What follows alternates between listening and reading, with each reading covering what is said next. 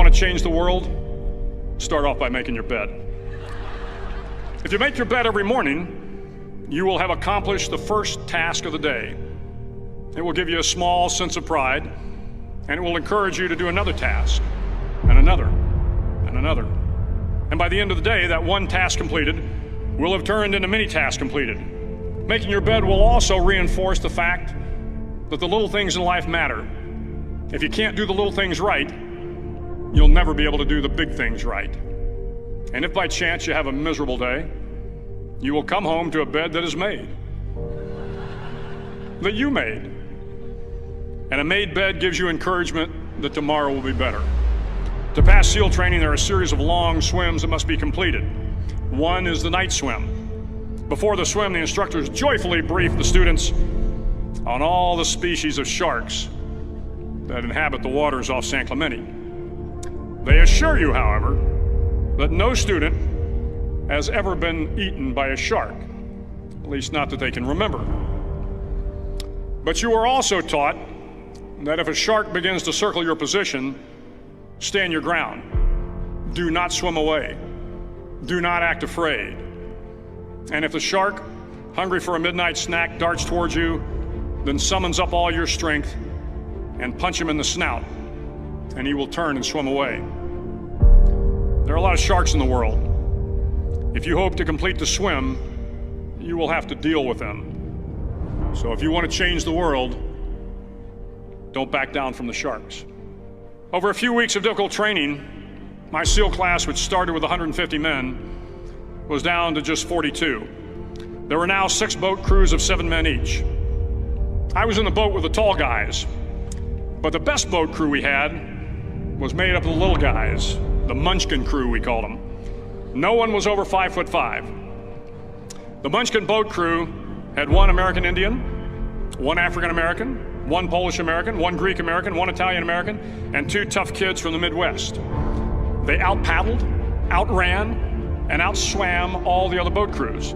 The big men in the other boat crews would always make good-natured fun of the tiny little flippers the Munchkins put on their tiny little feet prior to every swim. But somehow these little guys from every corner of the nation and the world always had the last laugh, swimming faster than everyone and reaching the shore long before the rest of us. SEAL training was a great equalizer. Nothing mattered but your will to succeed, not your color, not your ethnic background, not your education, not your social status. If you want to change the world, measure a person by the size of their heart, not by the size of their flippers. The 9th week of training is referred to as Hell Week.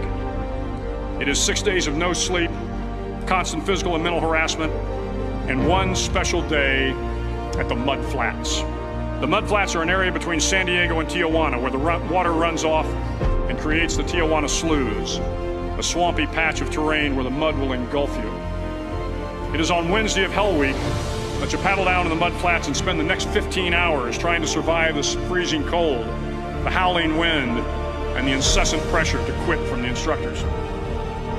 As the sun began to set that Wednesday evening, my training class, having committed some egregious infraction of the rules, was ordered into the mud. The mud consumed each man till there was nothing visible but our heads. The instructors told us we could leave the mud if only 5 men would quit. Only 5 men, just 5 men, and we could get out of the oppressive cold. Looking around the mud flat, it was apparent that some students were about to give up. It was still over 8 hours till the sun came up. 8 more hours of bone-chilling cold. The chattering teeth and the shivering moans of the trainees were so loud, it was hard to hear anything. And then one voice began to echo through the night. One voice raised in song. The song was terribly out of tune, but sung with great enthusiasm. One voice became 2, and 2 became 3, and before long, everyone in the class was singing. The instructors threatened us with more time in the mud if we kept up the singing, but the singing persisted, and somehow the mud seemed a little warmer, and the wind a little tamer, and the dawn not so far away. If I have learned anything in my time traveling the world, it is the power of hope. The power of one person, a Washington, a Lincoln, King, Mandela, and even a young girl from Pakistan, Malala. One person can change the world by giving people hope. So if you want to change the world, start each day with a task completed. Find someone to help you through life. Respect everyone. Know that life is not fair and that you will fail often.